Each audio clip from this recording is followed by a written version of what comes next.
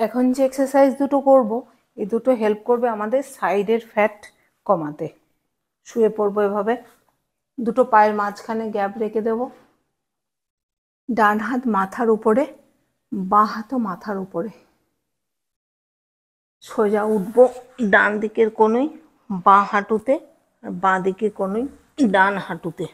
এটা হেল্প করবে আমাদের পেটের এই সাইডের মেদ কমাতে। 4 5 6 7 8